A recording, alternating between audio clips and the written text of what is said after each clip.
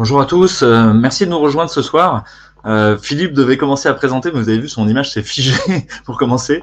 On est réunis ensemble pour ce 29 avril 2021 pour la 4e édition des carnets de bord du Conseil scientifique indépendant. On a la chance de recevoir des invités prestigieux qui vont nous éclairer et dont certains ont mis en place presque un feuilleton dans leur blog sur Agoravox ou sur le blog de Mediapart. Et c'est très intéressant d'avoir leur regard. Donc, merci à tous de votre écoute. Et puis, on va faire monter d'abord les habitués, entre guillemets. Eric, est-ce que tu veux bien me rejoindre ? Avec plaisir, avec plaisir. Mon micro marche, oui. On va espérer de ne pas avoir trop de problèmes de technique. Vous m'entendez bien ? Bonjour à tous, alors ravi. Aujourd'hui, je vais rester un peu en backup pour lire toutes les questions qui peuvent être posées. Puis j'interviendrai à ce moment-là après chaque conférence. Merci Eric. On ne va pas repréciser qui on était parce que les gens nous connaissent un peu. Voilà, moi je suis médecin anesthésiste réanimateur. Toi, tu es médecin généraliste. Voilà, moi je suis médecin généraliste et comme toi, je n'ai pas de conflit d'intérêt. C'est pour ça que nous participons au conseil scientifique indépendant de toute pression, quelle qu'elle soit. On oublie de le dire, mais cette notion d'indépendance nous permet d'avoir un discours assez libre. Je fais monter Jean-Dominique Michel. Bonsoir Jean-Dominique, tu vas bien ? Bonsoir Louis, bonsoir Eric, très heureux d'être avec vous. Donc je me présente, je suis anthropologue de la santé franco-suisse, basé à Genève et très actif sur le front du Covid parce qu'on y voit plein de motifs étonnants, surprenants, fascinants. Donc merci de m'accueillir ce soir. Merci, je fais monter Laurent Buchelli. Bonsoir Laurent, tu vas bien ? Le micro Laurent. Faut que tu remettes ton micro juste. Toutes mes excuses, c'est mieux avec le micro effectivement. Bonsoir à tous, merci beaucoup. Je m'appelle Laurent Buchelli, je suis directeur de recherche au CNRS, le service public de la recherche, c'est-à-dire où on est désintéressé. Merci beaucoup. Je vais faire monter Philippe, je vais faire revenir, c'est lui qui doit présenter normalement. Je vais lui céder la parole. Bonsoir Philippe.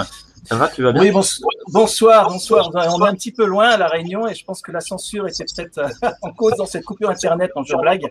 Donc, bonjour à tous et ravi d'animer un petit peu cette soirée. Donc, tout le monde s'est présenté. Donc, peut-être Vincent Pavant, c'est ça ?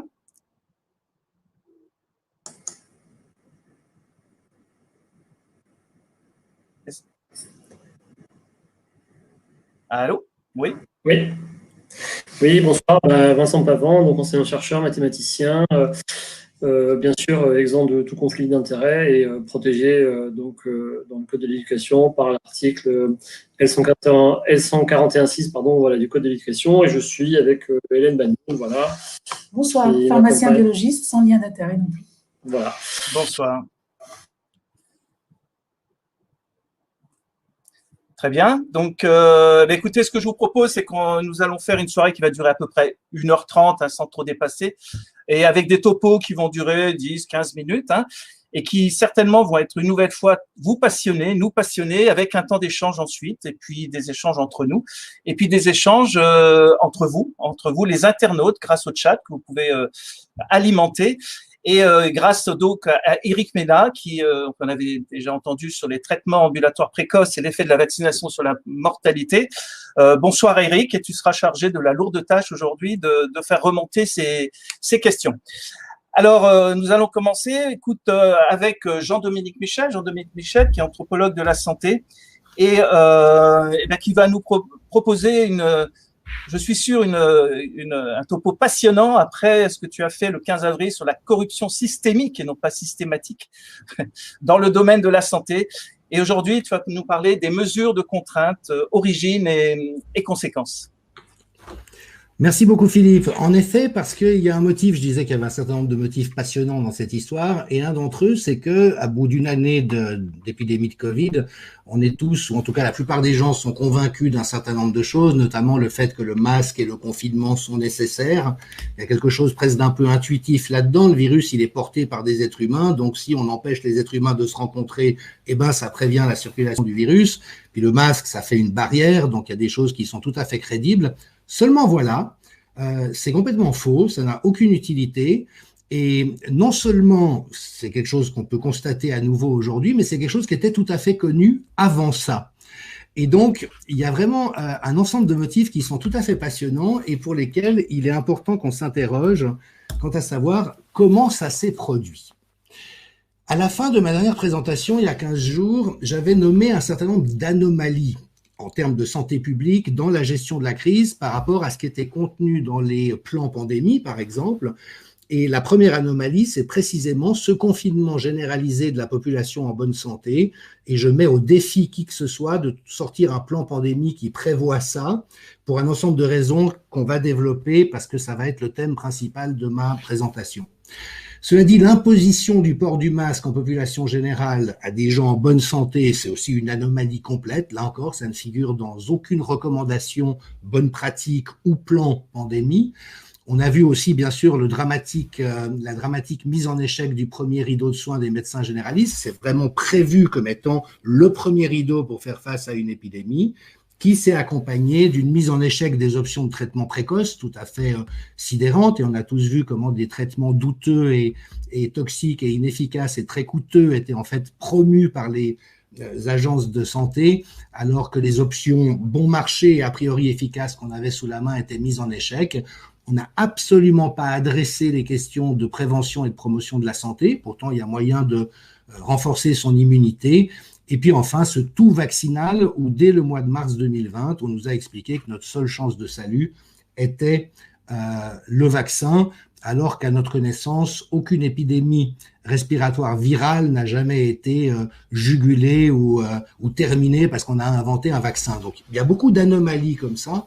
Évidemment que les anomalies sont particulièrement intéressantes pour un anthropologue, mais aussi, je crois, pour tout le monde. Alors, j'avais envie de rappeler quelque chose au préalable, parce que c'est vraiment central à notre propos, c'est qu'il y a des conditions impératives pour, le cas échéant, imposer des mesures portant atteinte aux droits fondamentaux. Maître Divisio s'en est beaucoup ouvert. C'est un peu différent d'une législation nationale à l'autre, mais les principes sont toujours les mêmes. Pour restreindre les libertés et les droits fondamentaux, il faut que les mesures soient absolument nécessaires, on ne peut pas faire sans. Il faut que les mesures imposées soient assurément efficaces, c'est-à-dire qu'on soit certain qu'elles vont déployer l'efficacité requise. On ne sait jamais, à tout hasard, peut-être qu'avec un peu de chance, ça n'est évidemment pas valide sur le plan juridique. Et puis, c'est essentiel qu'elles soient proportionnées, limitées dans le temps et appuyées sur une base légale. Et en fait, ces critères-là vont définir cette différence de réponse qu'on a observée en Europe entre la Suède, qui a une longue tradition d'épidémiologie, et où vraiment d'emblée, ils ont pris ce parti, nous n'allons rien imposer à la population qui ne repose pas sur des bases scientifiques solides. Et en l'occurrence, la seule mesure dont on sait qu'elle a réellement une efficacité, c'est le lavage des mains. Mais le masque, le confinement, la fermeture des écoles n'ont jamais été imposés en Suède, alors que dans tous les autres pays occidentaux, on a vu ces mesures être prises, alors même qu'elles ne reposaient pas sur ces conditions tout à fait impératives. Alors, on va faire un tout petit détour du côté du masque, si vous voulez, parce qu'il y a un certain nombre d'éléments intéressants, et évidemment que ça continue d'évoluer. Et j'avais envie de commencer par partager avec vous un petit bijou issu de la presse suisse, où en fait, il y a eu, comme dans d'autres pays récemment, un regroupement de populations non masquées suite à une votation populaire. Et les gens ont fait la fête suite aux résultats pendant de nombreuses heures en étant agglutinés les uns avec les autres. Et puis exactement comme on l'a vu avec les carnavals de Marseille ou de Guadeloupe, ou à Berlin ou à Londres, ou à Bruxelles, il n'y a pas eu de contamination parce qu'on sait aujourd'hui que le plein air est une situation où le risque de contamination est très faible. Et là, vous voyez la presse qui décrit cette réalité comme étant un miracle. Donc, il y a eu un miracle, je vous rappelle que sémantiquement, c'est quelque chose d'exceptionnel qui transgresse les lois de la nature et génère un sentiment d'émerveillement ou de crainte dans la population. Et donc, alors qu'on sait qu'il n'y a pas ou très peu de contamination dans ces cas-là, la presse suisse présente ça comme un miracle, ce qui est quand même assez infantile et particulier comme manière de faire. Et puis, vous voyez que l'OFSP, donc l'équivalent de la Haute Autorité de Santé, a décidé de ne pas enquêter en disant qu'au fond, ça serait très compliqué d'analyser cette situation sur la base d'un épisode survenu dans le passé. Donc, finalement, on ne va même pas chercher à savoir ce qui s'est passé. Donc, comme j'ai envie de dire, mise en valeur de la démarche scientifique, c'est quand même assez gratiné, mais c'est un bon exemple du type de propagande, mais aussi de rétrécissement de l'esprit auquel on est confronté aujourd'hui. Pour passer très vite sur le masque, ça c'est intéressant, ces chercheurs du MIT qui ont déterminé que même à l'intérieur, lorsque les personnes respirent à travers un masque, en fait, ça accentue la propagation des gouttelettes dans l'espace confiné. Donc, le risque de contamination est plus élevé lorsqu'on porte un masque dans un espace clos. La seule bonne mesure, semble-t-il, est celle d'une ventilation adéquate. Donc, masque inutile en intérieur, masque inutile en extérieur. Et puis, pour faire bonne mesure, bien sûr, le fait que le port du masque est nocif pour la santé. Donc là, vous voyez une étude qui vient de sortir et qui répertorie l'impact sur la montée du CO2, la chute de l'oxygène, des maux de tête, déficience respiratoire. Donc, en d'autres termes, on nous a imposé une mesure qui n'a aucune utilité ni en intérieur ni en extérieur et qui, en plus, est préjudiciable pour la santé. Donc, si on compare ça aux critères juridiques nécessaires, on voit qu'on n'est pas exactement dans le cœur de cible. Maintenant, le gros de ma présentation ce soir portera sur la question du confinement. Et c'est absolument passionnant, en tout cas, moi, ça m'a passionné de le découvrir. Et je fais un petit retour en arrière avec une présentation d'un article paru dans France Culture. Alors, si vous regardez la date ici, on est le 4 mars 2000. Et vous voyez qu'on interroge Patrick Zilberman, professeur d'histoire de la santé à l'École des hautes études en santé publique, qui a pris connaissance du fait qu'on avait confiné la population à Wuhan, c'est la première citation ici, et il dit en France, aucune quarantaine, c'est comme ça qu'on appelait ça à l'époque, ne semble être au programme, et il rappelle que la quarantaine n'est absolument pas une solution. Ça fait depuis 600 ans qu'on sait que ça n'est pas la bonne manière de procéder face à une épidémie respiratoire virale, que ça n'a pas les effets escomptés sur la propagation du virus. Là, un autre exemple, c'est dans la presse belge, c'est 2 mois plus tard, où le professeur Faure, aussi historien de la santé, dit à nouveau, nous avons eu recours à une mesure médiévale, c'est complètement dépassé. Pourquoi? Parce qu'on sait pertinemment, et c'est pour ça que cette mesure n'était prévue dans aucun plan pandémie, que le confinement ne permet pas de ralentir ou de juguler une épidémie, et qu'au contraire, il tend à produire une flambée de cas graves, tout en produisant des dommages collatéraux majeurs. Et je vous ai mis ici une étude sur laquelle le professeur Peter Gottsche, avec qui j'avais eu des échanges à ce moment-là, avait attiré mon attention. C'est un cas de figure très connu en épidémiologie infectieuse, où en fait on s'est aperçu, vous voyez, 1988, en Guinée-Bissau, que quand on confinait les gens dans des situations de rougeole, eh bien ça créait une surmortalité par surinfection, avec notamment ce constat que quand on confinait une personne porteuse du virus avec sa famille ou son entourage, les gens qui l'infectaient à son tour avaient un risque de mortalité 4 fois plus élevé que le primo-infecté. Donc là, il y a vraiment eu cette compréhension confirmée sur la base de tout ce qu'on savait avant. Il ne faut surtout pas confiner en cas de maladie infectieuse virale. Alors, comment est-ce qu'on en est arrivé là ? Comment est-ce qu'on est parti d'un concept, et d'ailleurs Didier Raoult et Christian Perron nous l'ont rappelé très vite, on ne confine pas parce que ça n'a pas d'utilité, ça crée des dégâts pires. Donc, quel a été le chemin pour passer de ce constat très largement partagé au fait que ce soit devenu une recommandation mondiale ? Alors, évidemment que c'est une histoire que je survole rapidement. Tout ce que je vous présente, ce sont des faits, c'est documenté. Il y a des interprétations qu'on peut faire, mais ça, c'est pas tellement mon domaine ou mon propos. Mais il y a un moment fondateur tout à fait intéressant qui remonte à novembre 2006. C'était juste après la grippe aviaire. Et en fait, le gouvernement de George Bush, le président américain de l'époque, avait commandité un certain nombre de recherches à des think tanks en santé. Et ça, c'est une étude fondatrice. Parce que c'est la première qui dit, dans un cas similaire, ça peut être une bonne idée de fermer les écoles et de confiner la population. Ce qui était vraiment une innovation. Alors, il faut savoir que Robert Glass, ça n'est pas un médecin, c'est un modélisateur. Laura Glass, que vous voyez à côté, c'est sa fille qui avait 14 ans à l'époque. Elle était au lycée, quand vous voyez Albuquerque Public High School, et c'est elle qui est arrivée avec un modèle mathématique où en fait, l'idée est la suivante, si une personne infecte 5 personnes, qui infecte 5 personnes, qui infecte 5 personnes, à quelle vitesse est-ce que ça se propage dans une ville, et puis si on ferme les écoles, en quoi est-ce que ça ralentit la propagation de l'épidémie?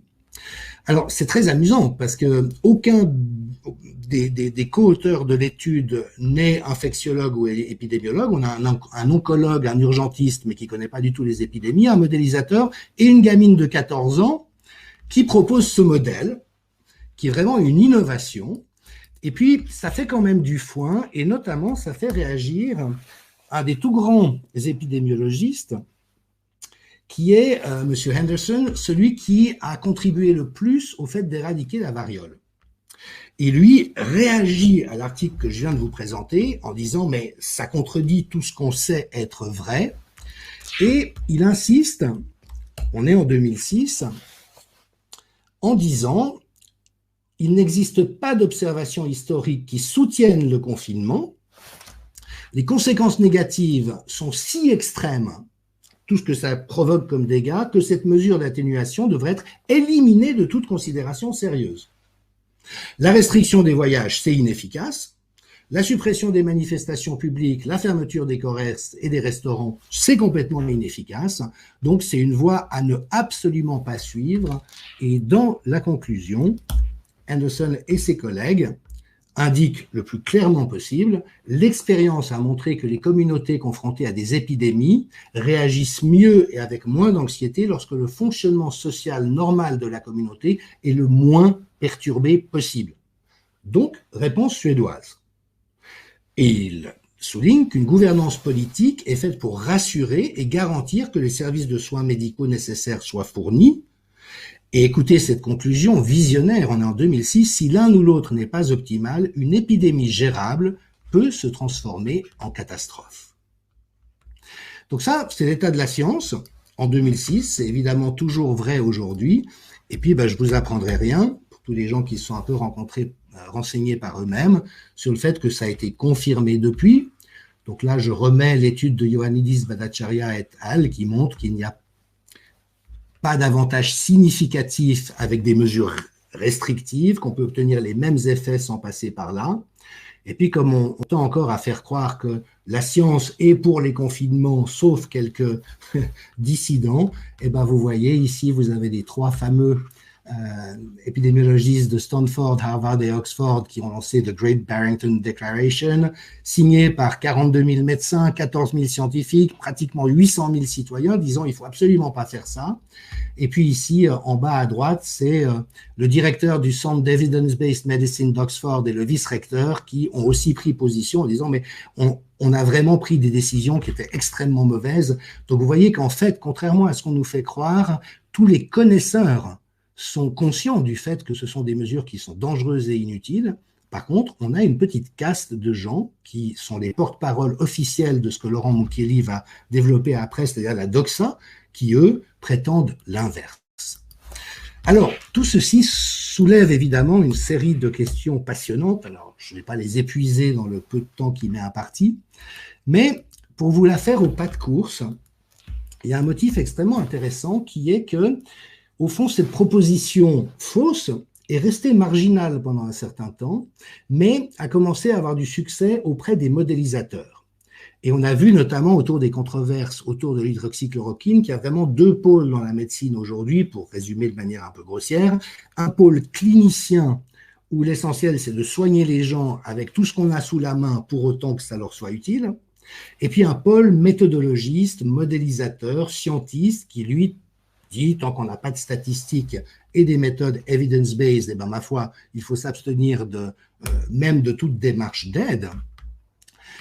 Et en fait, ce courant a travaillé au cours du temps, mais, et là je vous lis vraiment l'essentiel, en ce qui concerne l'épidémie de Covid, on a un point de départ qui est, comme je vous le disais, que les plans pandémie ne prévoient pas de confinement.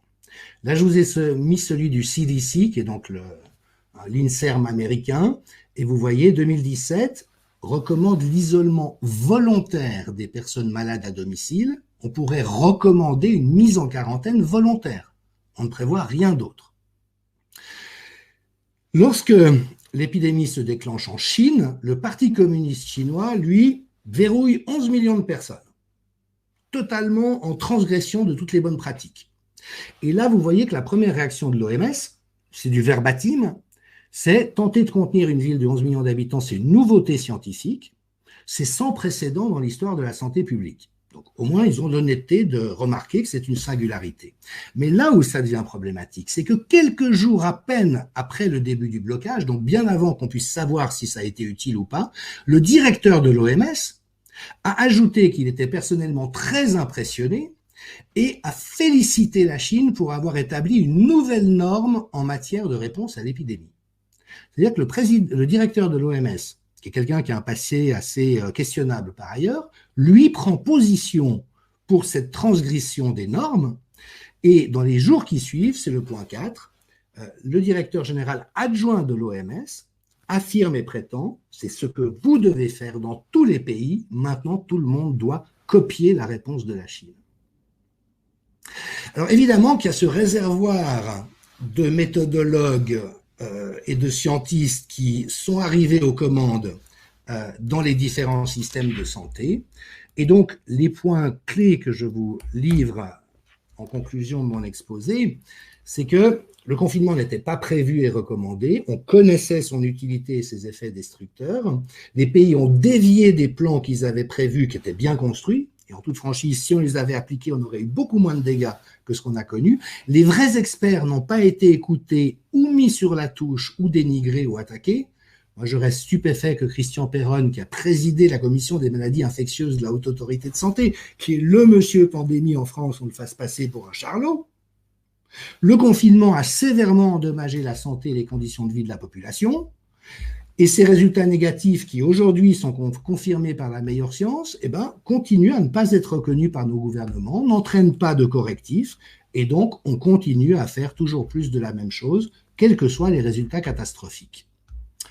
Donc effectivement, ça doit poser un certain nombre de questions, et ce d'autant plus que le confinement a, en dehors de ses dégâts propres, mais généré un certain nombre de dommages.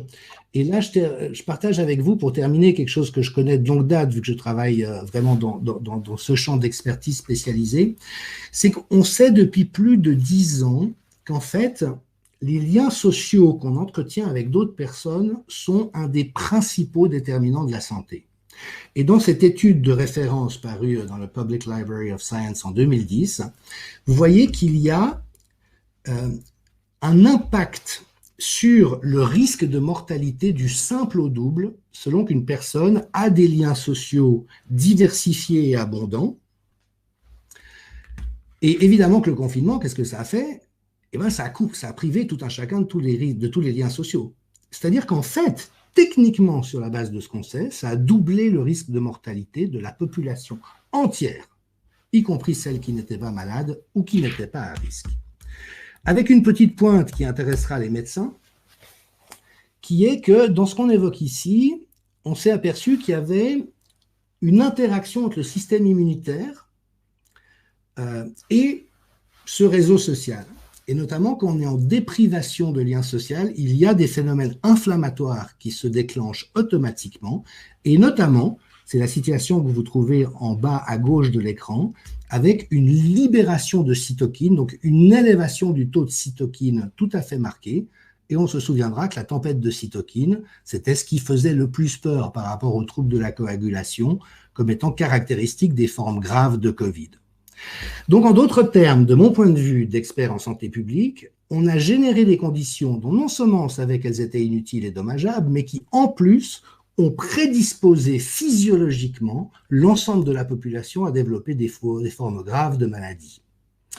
Alors voilà, on sait que les commissions d'enquête et les débats scientifiques patinent un peu par rapport à ces réalités, mais je pense qu'en faisant aussi un retour sur cette histoire et sur la manière dont les choses ont été apportées, il y aurait des choses intéressantes à découvrir. Et puis j'en terminerai vraiment avec ça. Louis, tu avais évoqué ça dans une interview. La recommandation d'intuber systématiquement d'emblée les gens qui arrivaient en décompensation à l'hôpital, c'est aussi une directive qui vient du Parti communiste chinois, colportée par l'OMS, reprise par des pontes à Paris. Donc on voit qu'il y a un ensemble de réponses sanitaires aberrantes qui ont causé des destructions majeures et qui se sont imposées de cette manière. Donc réflexion à poursuivre. Je vous remercie. Merci Jean-Dominique, c'est toujours passionnant quand on t'écoute. Donc finalement, les masques qu'on exigeait au début, qui étaient indispensables, on les a pas eus. Ce confinement n'a jamais prouvé quoi que ce soit et on l'a eu. Maintenant, on a le vaccin qui n'a pas prouvé. On va bientôt avoir le passeport sanitaire et nous, on est assez bien touché dans les dom-toms, puisque dans la presse aujourd'hui, nous indique qu'on ne pourrait plus prendre l'avion si on n'a pas le pass sanitaire, puisqu'il y a une expérimentation qui commence dans quelques jours via les applications qui va être obligatoire sur le téléphone. Donc c'est assez fou. Et j'avais été sur ton blog, Jean-Dominique, et puis entre guillemets, tu disais, je repose la question aux sceptiques et à mes détracteurs. Trouvez-moi un seul plan de lutte contre les pandémies, comme tu l'as dit, respiratoire, virale, qui est prévu d'imposer le port du masque à la population en bonne santé. Je pense qu'on pourrait rajouter tout ce qui concerne le confinement. Et tu avais rajouté, je vous offre le champagne. Donc, j'invite les internautes qui seraient un peu contradicteurs, s'ils veulent parier une bouteille de champagne, mais je pense que ces personnes ne sont pas encore nées, visiblement. Voilà, donc c'est vraiment passionnant et je laisse la parole à qui le veut dans les membres présents.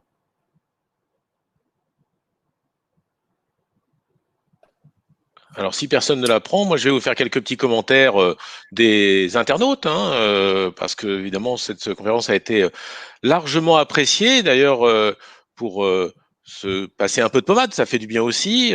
Certains commentaires. Jean-Dominique Michel, agréable à écouter, car il défend la liberté. Un autre internaute, limpide comme toujours. Voilà. Et apparemment, un nouveau internaute qui n'avait pas dû venir les précédentes fois, nous dit « Elle est super cette chaîne ». Alors, on est très content que vous trouviez ça super. Bon, il y a des commentaires intéressants, mais surtout des félicitations. Il y a quand même une question que je vais prendre pour moi. Faut-il mettre de l'huile essentielle de laurier sur un masque, nous demande Valou. Je pense que c'est pas une bonne idée. Les huiles essentielles en contact avec la peau toute la journée, ça peut donner des dermatoses.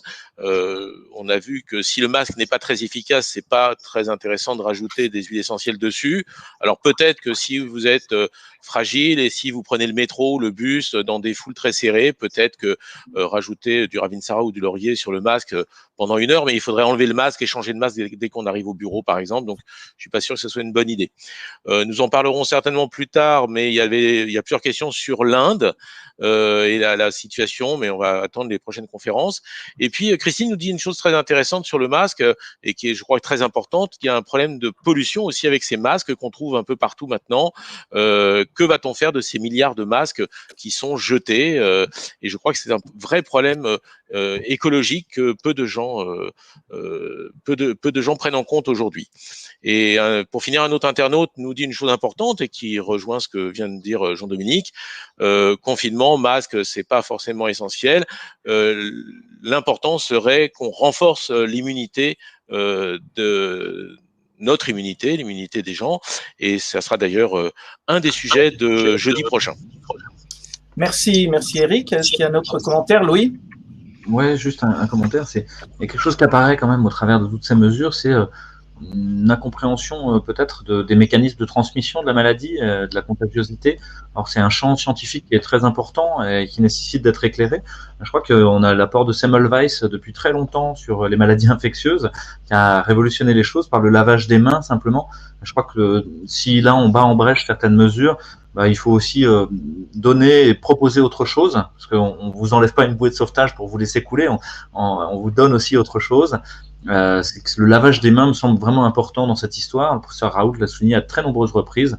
C'est vraiment l'histoire de l'infectiologie que le lavage des mains ait changé la transmission des maladies infectieuses. Merci Louis. Un autre commentaire? Sinon, on va passer à Laurent, Laurent Mukiel, en Corse. Laurent Mukieli qui est sociologue et qu'on connaît bien pour ceux qui sont adeptes des blogs de Mediapart. Je rappelle que ce sont des blogs gratuits, donc vous pouvez y aller sans abonnement. Laurent a un blog, il est autant explosif qu'argumenté, vous y verrez. Et il va nous parler aujourd'hui de la doxa du Covid. Alors c'est intéressant parce que dans la présentation précédente, on parlait des mesures obligatoires à condition qu'elles soient nécessaires et efficaces, à moins d'un miracle, nous disait Jean-Dominique. On va parler de la doxa. Alors la doxa, c'est quoi? On a été chercher dans le dictionnaire. C'est un ensemble des opinions reçues sans discussion comme évidentes dans une civilisation donnée. Donc, c'est intéressant, Laurent, que tu nous parles de la doxa du Covid, parce que finalement, cette doxa nous imposerait-elle pas des choses qui soient que miraculeuses, ou alors qui soient pas ni nécessaires ni efficaces? Ok, merci beaucoup Philippe. Tout à l'heure, lorsqu'on se présentait, il y avait un très gros bruit de fond. Donc, je vais me permettre très rapidement de redire aux gens qui nous écoutent et qui ne me connaîtraient pas. Donc, mon métier, je suis directeur de recherche au CNRS, le Centre national de la recherche scientifique.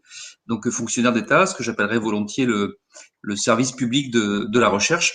Et le maître mot quand on pratique mon activité scientifique, c'est évidemment la première règle d'éthique, si vous voulez, c'est la règle de désintéressement. Voilà. Donc je n'ai évidemment ni conflit d'intérêt, ni intérêt de quelconque, quel qu'il soit, à dire ce que je dis et à communiquer ce que je communique. Voilà.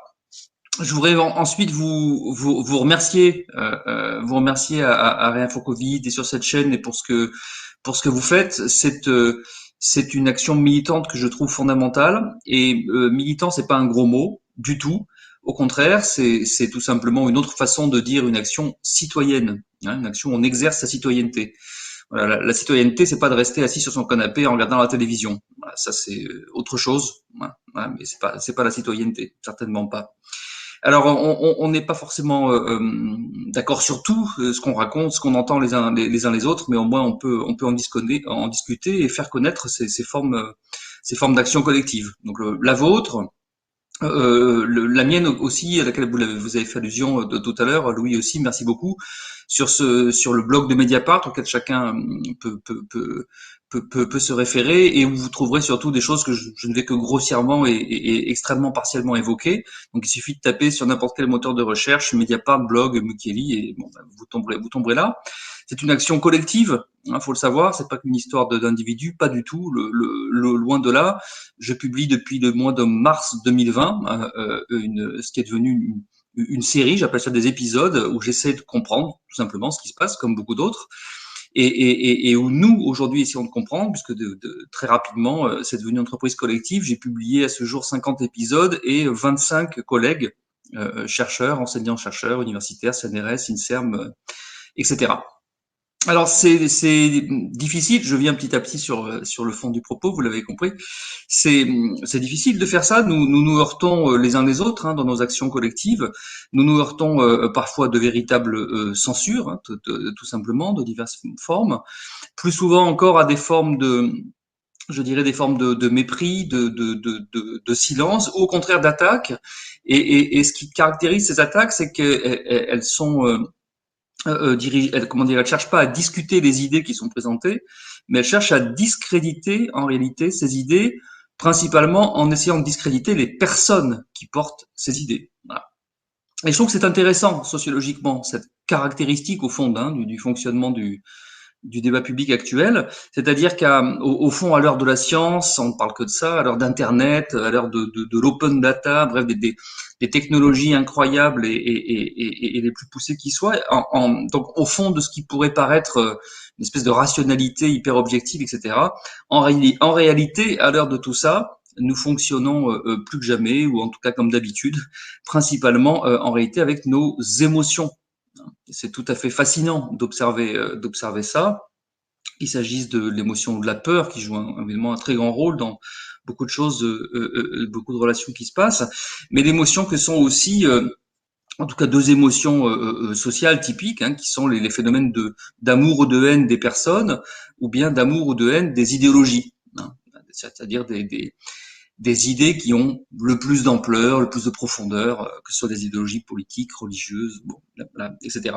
Et qui permettent ce jeu d'amour, détestation des idéologies, qui permet évidemment, selon qu'on est d'un bord, d'un autre, etc., d'essayer de décrédibiliser à nouveau, voire même de diaboliser, au fond, ses adversaires, ou pour ceux qui pensent comme le monde comme ça, c'est même ses ennemis. Ça me paraît tout à fait important de dire ça. C'est faire une forme de sociologie des représentations et des émotions. Ça joue un rôle majeur, à mon sens, ça joue encore aujourd'hui d'ailleurs, hein, un rôle majeur dans toute la polémique qui s'est construite autour de la personnalité de Didier Raoult. Ça joue un rôle tout à fait majeur, encore une fois, ces émotions, la personne et les idéologies, puisque comme vous l'avez peut-être remarqué, beaucoup d'arguments en réalité relèvent de cette diabolisation idéologique et consistent en particulier pour les élites qui sont politiquement très très majoritairement, on va dire, de centre droit ou de centre gauche, quelque part comme ça, hein, politiquement, et pour qui l'argument consistant à dire attention, telle personne ou telle idée est en fait cache en fait un groupe d'extrême droite et est un argument tout à fait majeur dans cette lutte émotionnelle de type idéologique. Donc ça joue un rôle tout à fait clair concernant la polémique autour de Didier Raoult, mais ça joue un rôle de manière générale. Je vous donne un dernier petit exemple très concret qui relève de l'observation sociologique.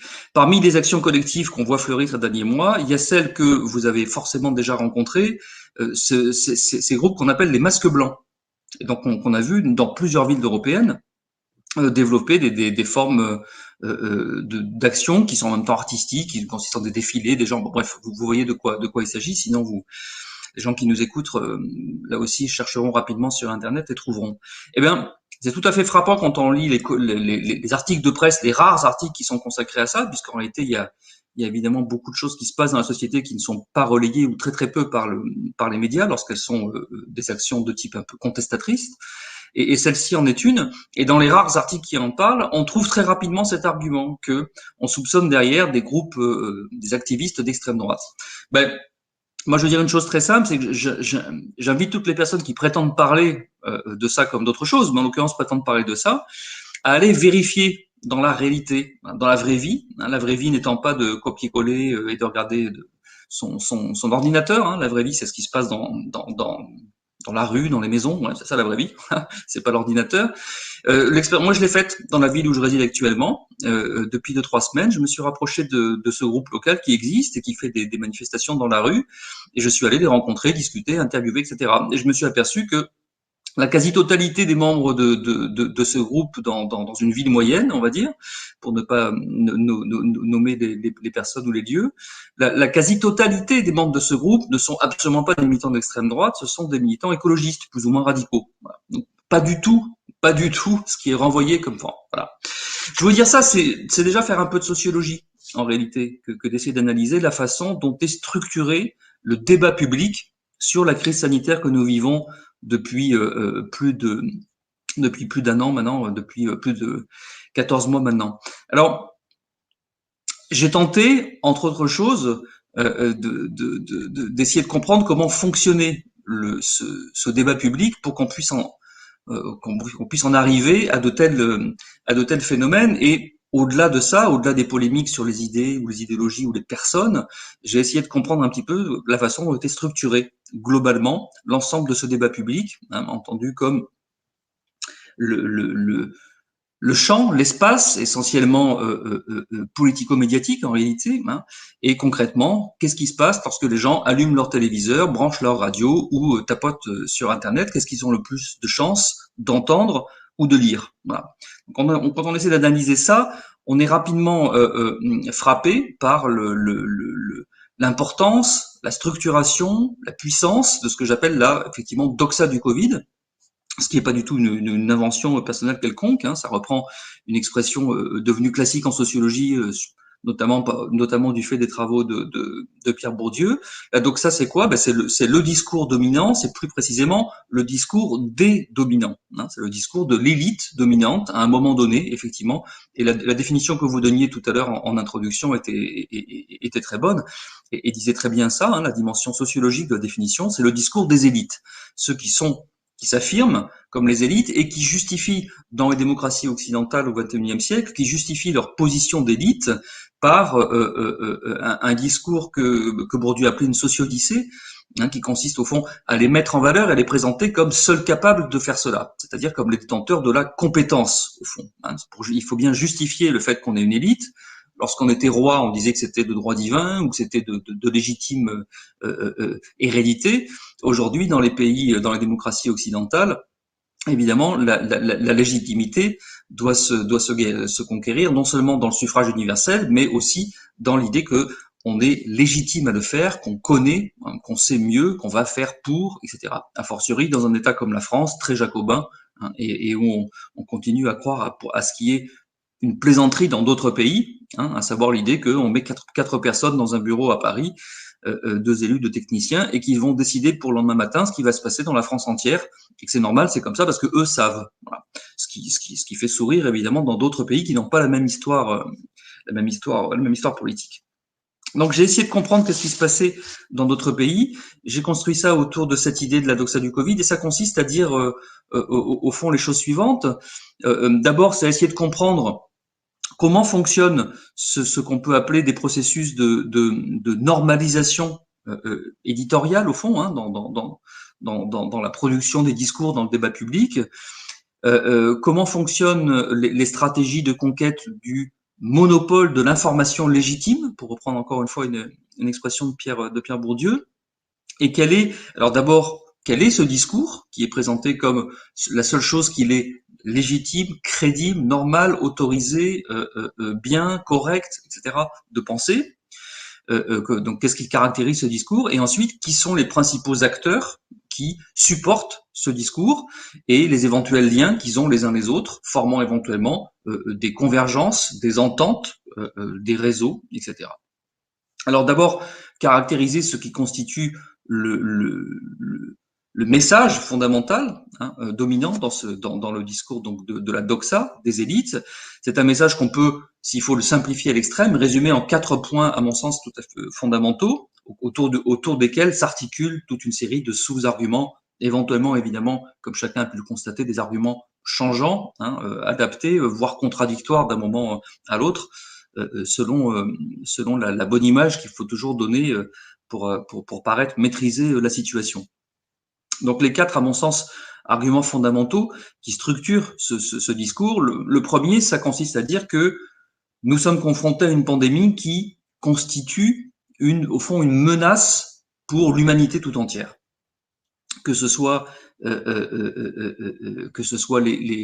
les centaines de milliers de morts par pays, ou les millions ou dizaines de millions à l'échelle de la planète entière et sur une longue durée qu'ont pu annoncer les fameux modélisateurs, hein, fameuses projections mathématiques sur lesquelles se sont basés officiellement la plupart des gouvernements qui ont décidé dans la panique et l'urgence les mesures de confinement total en mars 2020. Donc la première idée, c'est celle-là. De toute façon, c'est fondamentalement une peur. C'est la base de tout, évidemment. Hein, fondamentalement une peur.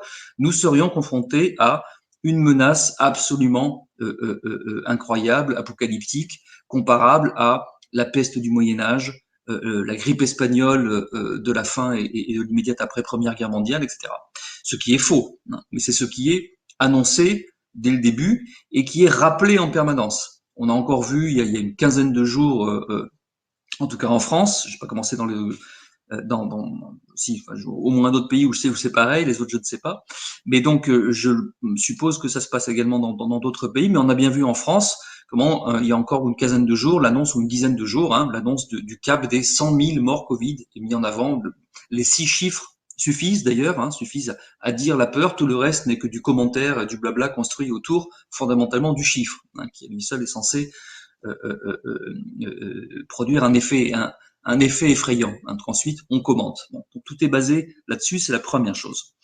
La deuxième, ça consiste à dire que face à cette menace qui surgit, qui constitue donc une menace apocalyptique, il n'y a aucune thérapeutique, aucune parade médicale immédiate pour soigner, guérir les gens. Là, fondamentalement, en fait, c'est dramatique, mais on n'y peut pas grand-chose.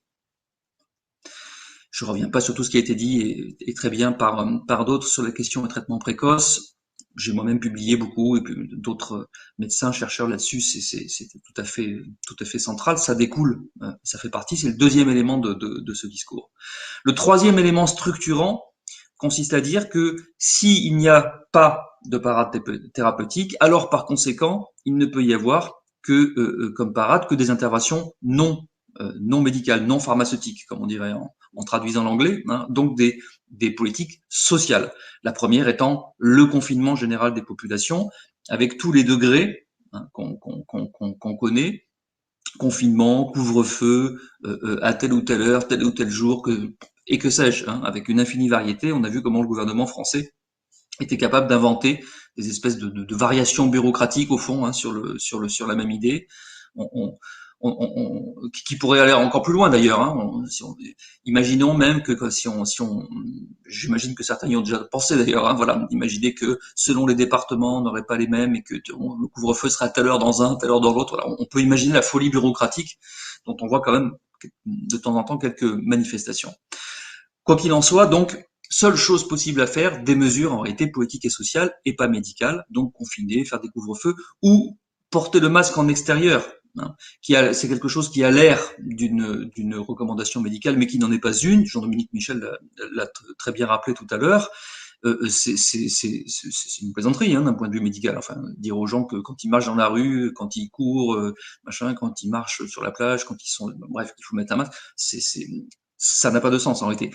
Par contre, ça a un sens social. Hein, c'est-à-dire pour un anthropologue, pour un ethnologue ou un sociologue qui regarderait avec distance, hein, les humains d'une société faire ça, il se dirait tout de suite, bah oui, donc manifestement ça n'a aucun intérêt médical, mais on voit bien que ça a une fonction sociale, hein, diverse. On voit que pour certains, c'est l'affirmation d'une forme de citoyenneté. Je suis un bon citoyen, je mets un masque. Pour ceux qui pensent comme moi, comme vous, que ça n'a pas de sens, du coup, c'est en réalité, en termes sociologiques, une forme de soumission, hein, de conformisme et de soumission à une norme.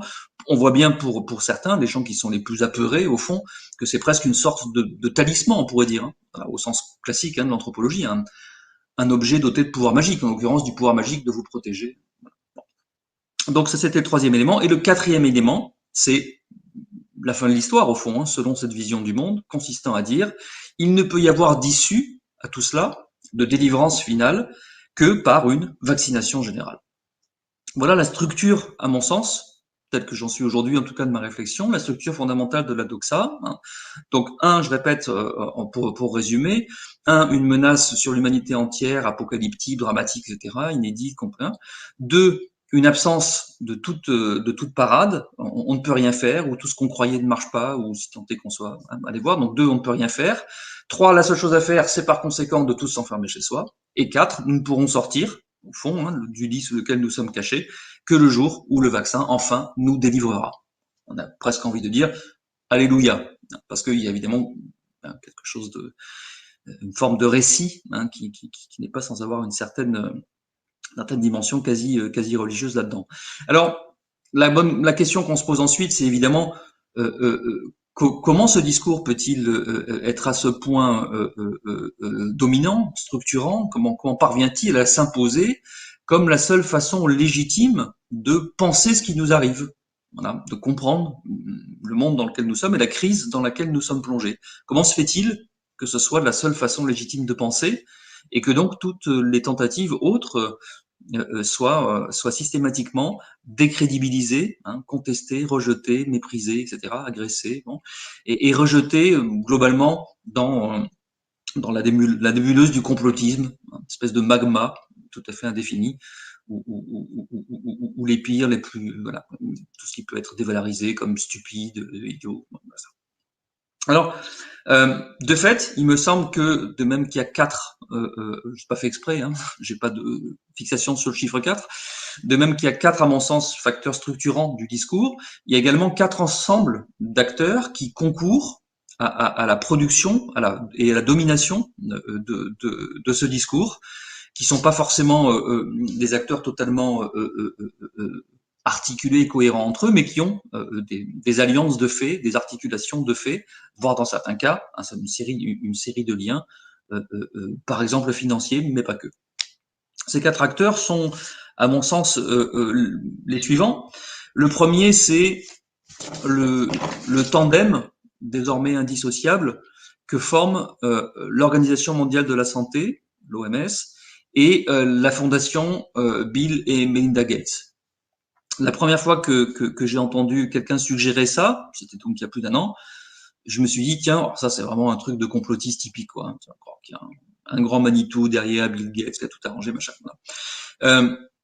Dit comme ça, c'est effectivement une idée un peu bébête.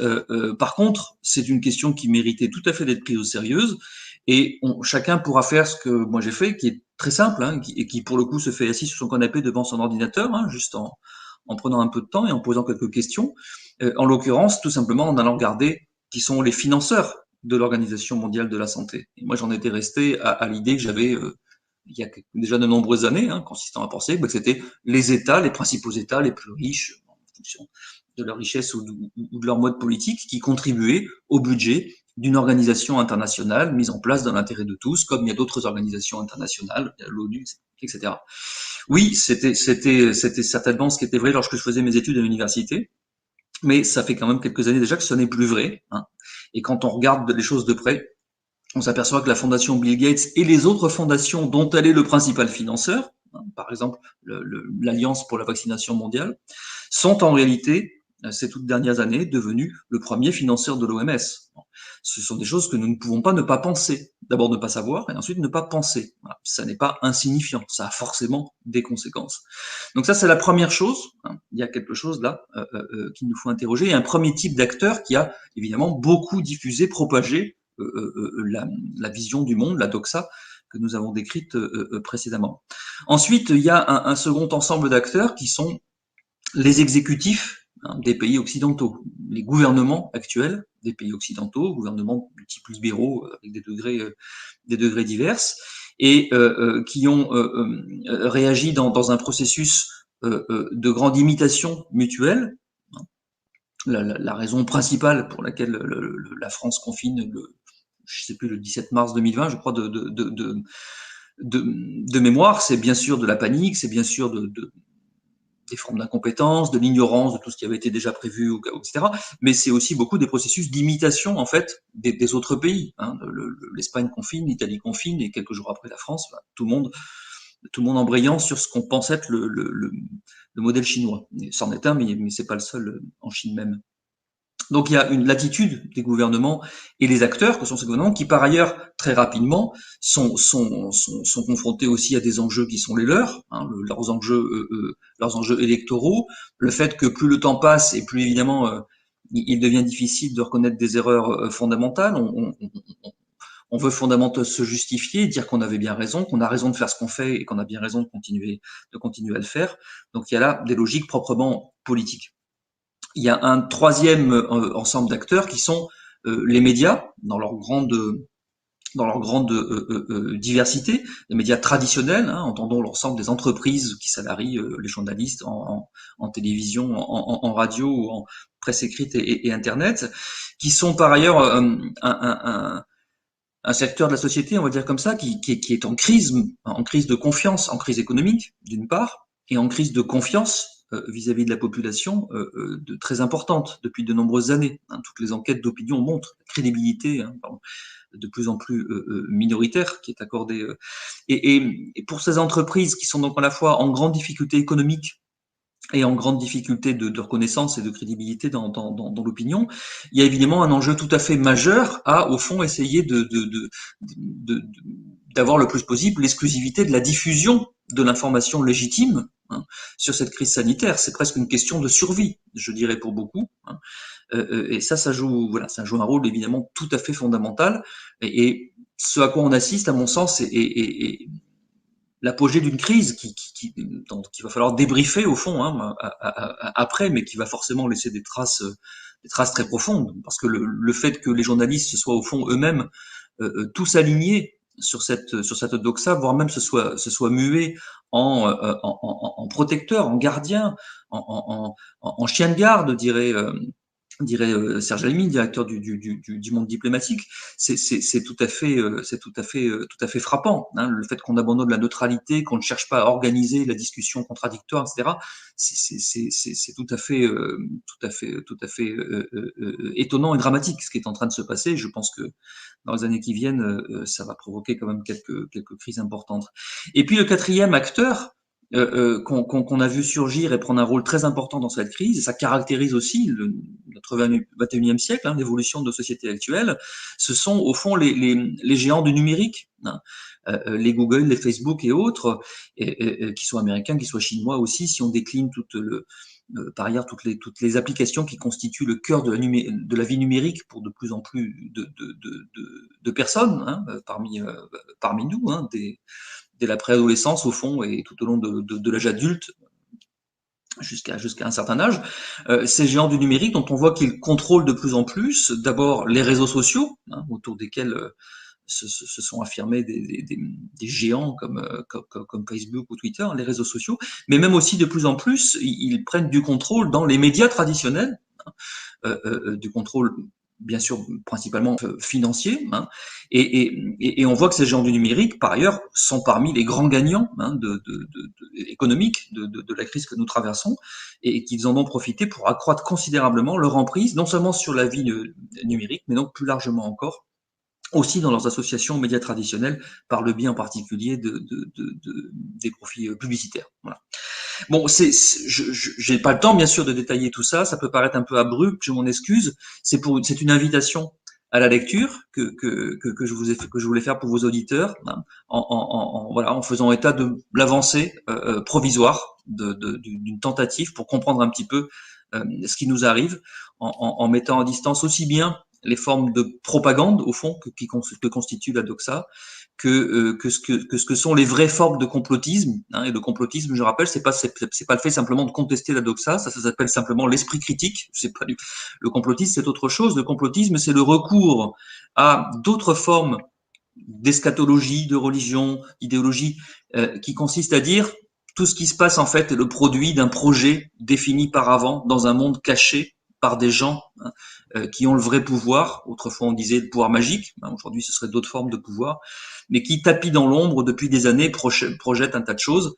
Ça, c'est autre chose. Hein, c'est tout à fait autre chose. Ça n'a rien à voir avec, encore une fois, le libre exercice de son esprit critique comme un adulte vivant en démocratie au XXIe siècle. Merci beaucoup, Laurent. Vraiment, c'était passionnant ton topo là. Alors moi, je retiens qu'il y a quand même les 4 points structurants. Les 4 points structurants, et paradoxalement, ce sont les mêmes que nous impose cette doxa et que ce sont les mêmes qui nous censurent sur YouTube. C'est ceux qui remettent en cause la pandémie, c'est qu'il n'y a pas de traitement, c'est qu'il faut le confinement et c'est qu'il faut la vaccination. C'est ces textos, pour ceux qui ont eu des chaînes qui ont été censurées récemment par YouTube, l'explication de la censure, texto. Et évidemment, c'est en rapport avec un des 4 acteurs que tu viens de citer, ce sont les géants du numérique. Alors, c'est très intéressant ce dont tu as parlé des discours des élites, parce que finalement, pour les professionnels de santé que certains d'entre nous sommes, eh bien, les ordres, notamment l'ordre des médecins, c'est donner une légitimité de société savante pour reprendre justement ces 4 points structurants, alors qu'ils ne le sont pas. Et puis, tu as bien remis en place la notion politique éventuellement de notre groupe, de tous ceux qui contestent un peu la doxa actuelle. Nous sommes un groupe apolitique, bien sûr, et puis nous ne sommes pas une secte, comme certains auraient voulu le prétendre. Et je terminerai par inviter les personnes à regarder donc tous tes épisodes. Tu nous en as déjà fait 50. Et j'aimerais bien savoir combien tu en projettes. Évidemment, tu ne le sais pas, tu ne peux pas le savoir. Et j'aimerais bien savoir, à titre personnel, quel sera le titre du dernier épisode. Est-ce que tu y as pensé? Et puis, voilà, si tu peux nous donner une petite réponse. Et après, je vous inviterai peut-être à une ou deux questions des chat-ups, parce qu'on a pris un petit peu de retard. Mais voilà, est-ce que tu peux répondre à ces questions sur ton dernier chapitre? Merci beaucoup déjà pour les questions et voilà. Non, je n'ai strictement aucune idée évidemment du moment où ça va se terminer. Nous allons mais c'était fatal, hein, d'aller de rebondissement en rebondissement. Je suis tout à fait persuadé que de toute façon ce n'est que dans quelques années que les choses commenceront à se clarifier. Voilà, j'en suis tout à fait persuadé. Donc je suis pas très inquiet. J'ai pris mon parti moi de travailler tranquillement avec toute une série de gens et de travailler pour le principe et je dirais pour le futur. Voilà. Bon, mais il faut pas s'attendre évidemment à ce que les choses d'une quelconque manière se résolvent rapidement, j'en suis persuadé. Donc le dernier épisode, je serai pas, j'en ai aucune idée. Bon, si je voulais faire une blague, mais c'est fatigant de ramener trop souvent les choses à Didier Raoult. Donc j'allais vous dire, ce serait le Covid, l'enquête, machin, fin de partie. C'est pour faire une petite provocation, évidemment, parce qu'on nous a quand même bien fatigués avec ces histoires-là. Ça, c'est l'occasion de le dire. Je l'ai déjà dit ailleurs, mais je veux le redire ici. j'ai rencontré, y compris dans ma discipline, qui est la sociologie, ou même élargissons les sciences sociales, j'ai rencontré quand même pas mal de gens dont le discours, l'argumentation consistait en fait, en tout cas entre février et 2020 jusqu'à l'été 2020, consistait fondamentalement à discuter la personnalité de Didier Raoult. Et j'ai toujours trouvé ça absolument lunaire pour un chercheur et pour un sociologue. C'est-à-dire que c'est un petit peu la base de notre métier quand même. Hein. Essayer de comprendre globalement ce qui se passe dans une société à un moment où des processus tellement forts sont mis en place, où on discute de la vie, de la mort, des stratégies de santé publique, où ça mobilise les gens beaucoup plus que sur n'importe quelle question sociale ou politique de ces dernières années, et de voir que le niveau de discussion de beaucoup de gens, y compris donc des chercheurs, des universitaires et des sociologues, c'était de discuter les attributs d'une personnalité, ça reste pour moi quelque chose d'assez mystérieux et qui dit bien